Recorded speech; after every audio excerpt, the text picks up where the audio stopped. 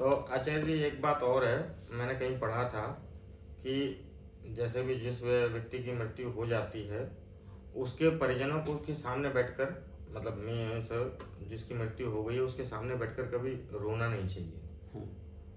तो इसका क्या विधान है, शास्त्रीय विधान क्या है कि जो आज व्यक्ति की मृत्यु हो चुकी है मृत्यु के समय में परिजनों को रोना क्यों नहीं चाहिए जी।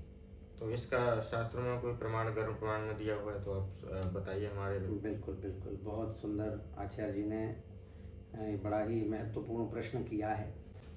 देखिए, ये बहुत ही गंभीरता का विषय है। किसी के माता या पिता, माँ से पिता से ज़्यादा निकट कौन हो सकता है जीवन में, और उनका शव सामने पड़ा है और पुत्र रोवे नहीं, हो ही नहीं सकता। या किसी का भाई, किसी के चाचा, किसी के परिवारजनों में तो कोई रोना तो आता ही है, स्वाभाविक बात है। तो जो जिससे इतना अभिन्न लगाव हो, इतना उसके प्रति स्नेह, जिसने हमारे जीवन में सब कुछ किया, वो छोड़ के जा रहा है, तो क्या आंसू नहीं आएंगे? मगर धीरज धर्म मित्र और नारी, आपद काल परखियो चारी। अगर आप उस मरणासन्न व्यक्ति से आप अगर सच्चा प्रेम करते हैं तो आपका कर्तव्य क्या है?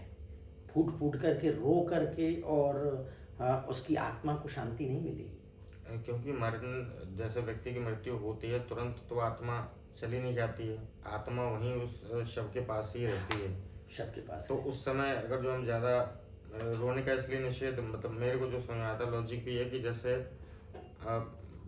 शव पड़ा हुआ है जिसकी मृत्यु हो गई, हम जो परिजन रो रहे हैं तो वह जो आत्मा होती है, जीवात्मा, वो आसपास ही रहती है, तो उसको सब देखकर कष्ट होता है कि मेरे जाने पर लोग रो रहे हैं, तो उसको बहुत ज़्यादा कष्ट होता है, तो उससे उसको ये परलोक जाने में बहुत कष्ट होता है। भाई उनका लगाव हो जाता है ना। हाँ। उसका भाई हम कहते ना, अंत समय कहे आवत नाई, है ना। जन्म जन्म मुनि जतन कराई, ऋषि मुनि जन्म जन्मांतरों तक वो परीक्षा में पास होने के लिए कि वो अभ्यास करते हैं, राम राम राम राम, क्योंकि अंतराम कहे आवत नहीं। इसलिए तो हमारे शास्त्रों में भी कहा गया है कि बचपन से ही भजन करने की आदत डालनी चाहिए। अगर जो आप सोचेंगे कि तो बुढ़ापे में जाके भजन करेंगे, तो बुढ़ापा किसने देखा है? पता चला शरीर कब छूट जाए और यहीं पर रह जाए, पुनरपि जन्मम पुनरपि मरणम के चक्कर में फंस जाए, दोबारा बार बार जन्म लेने के चक्कर में, बार बार मृत्यु के चक्र से, बंधन से मुक्ति का तो एक ही उपाय है कि अंत समय में भगवान नाम स्मरण जीवा पर होना चाहिए। तो ऋषि मुनि जन्म जन्मांतरों से, कई वर्षों से, जो अपने जीवन के बचपन, युवावस्था, वार्धक्य, सब कुछ राम के नाम का अभ्यास करते हैं कि वो अंतिम परीक्षा मृत्यु के समय में राम का नाम आ जाए। और हम परिवारी जन, ऐसे मरणासन्न व्यक्ति की मुक्ति होनी चाहिए, हम उसके सामने हरे मेरे बाबा, मेरे पिताजी, मेरी माँ, तो उसका मन जो है उसके प्रति लग जाएगा, तो पता लगा कि उसका बेटा, नाती, पोता के रूप में फिर से उसको जन्म लेकर के मोह के कारण। वो एक हमारे गुरु जी कहानी सुनाते थे कि बोले बहुत अच्छे तपस्वी महात्मा, और बड़े दिनों रात तपश्चर्या करें, संध्या वंदन आदि से, सबसे भरत जी महाराज का देखो ना भागवत में, वो मृग की योनि उन्हें मिली, तो वो महात्मा ऐसे कि वो तपश्चर्या करते, मगर जैसे ही प्राण कंठगत हुए तो एक बदरी का वन था, वहाँ वेर का वृक्ष था, तो जैसे मरने को लगे तो ऊपर वेर के फल पके हुए थे, वेर के फल, तो मरते मरते उनकी निगाह गई, भूखे थे वो, तपस्या करते थे, भोजन भी उस दिन बना के पा नहीं पाए, मधुकरी ला नहीं पाए, निगाह गई, भूखे थे, मरते वक्त बेर लाल लाल सुंदर पीला पीला बेर देखा, तो एकदम महात्मा जी के मन में आ गया कि बेर खा लेता, उनकी आत्मा लेने चले बेर। सो पता लगा कि वो महात्मा जी वो बेर के कीड़ा बन गए मरने के बाद में।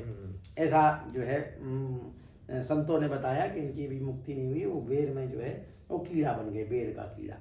तो ऐसे ही मरते वक्त अंते मति सा गति, अंतिम समय में व्यक्ति की जैसी मति हो जाए उसकी वैसी गति हो जाती है। इसलिए हमारे शास्त्रों में लिखा हुआ है कि परिजनों का कर्तव्य क्या है। यदि कोई हमारा बुजुर्ग मरणासन्न अवस्था में है और या मर चुका है, मृत्यु को प्राप्त हो चुका है, तो फिर हमारा कर्तव्य क्या है। तो देखिए गरुड़ पुराण के प्रेत खंड में बहुत ही सुंदर लिखा है कि श्लेष्माश्रु बांधवैर मुक्तम प्रेतो भुंक्ते यतो वशः और अतो न रोदितव्यम ही क्रियाः कार्याः स्वशक्तितः। लिखा है श्लेष्माश्रु बांधवैर मुक्तम, बंधु बांधवों के द्वारा श्लेष्मा रोते हुए जो है नाक गिरना, कफ गिरना इत्यादि, उनके विरह में जो है आंसू गिरना, बांधवैर मुक्तम प्रेतो भुंक्ते यतो वशा, ओ जो है जैसे ही निकलता है तो वो जो है प्रेत उसका ही भक्षण करता है, जो हमारे द्वारा श्लेष्मा। कितना बड़ा दोष है देखिए। हाँ, कि यदि रोते हैं तो हमारे अश्रुवाद जो भी होता है तो वो ही उसको पीने को मिलता है, ये शास्त्र कहते हैं। इसीलिए अतो न रोदितव्यम ही, इसीलिए उस समय रोना नहीं चाहिए, किसी को रोना नहीं चाहिए। हाँ, क्रिया कार्या स्वशक्तिता, उस समय शक्ति पूर्वक क्रियाकलाप करे। क्या क्या क्रिया करे? गंगा जल है, तुलसी दल है, उनके मुख में स्वर्ण खंड डालने का, भगवान नाम स्मरण करे, भगवान नाम स्मरण करे, गंगा जल डाले, तुलसी के तरु तुलसी के वृक्ष पौधे के नीचे की मृत्तिका का लेपन करें, हरि नाम संकीर्तन करें, परिवारीजनों का बड़े प्रेम से उनके सामने है हरि नाम संकीर्तन, राम का नाम लो, राम का नाम लो, ऐसा उनको भगवान का भक्ति का वातावरण बनाते हुए रहना चाहिए। इसीलिए यही प्रार्थना है कि हमारे घर में कोई भी बुजुर्ग, माता पिता, दादा दादी की मृत्यु हो तो हमारा कर्तव्य है कि उस समय भगवान नाम संकीर्तन करें, और जो पूर्व कथित जो उपाय बताए, जो कर्म बताए हैं उन्हें जो है चेष्टा पूर्वक करें। और पहले ही देख लें कि बुजुर्ग हैं, वो बीमार हैं, तो तुलसी की काष्ठ, चंदन काष्ठ और उनकी चिता में रखने के लिए ये सब चीज़ें एकत्रित करके पूर्व से ही रखें, जिससे कि हमारे परिजनों का कल्याण हो सके, हमारे मरणासन्न जो बुजुर्ग हैं उनका उद्धार हो सके। नमः पार्वती पतये हर हर महादेव। राधे राधे।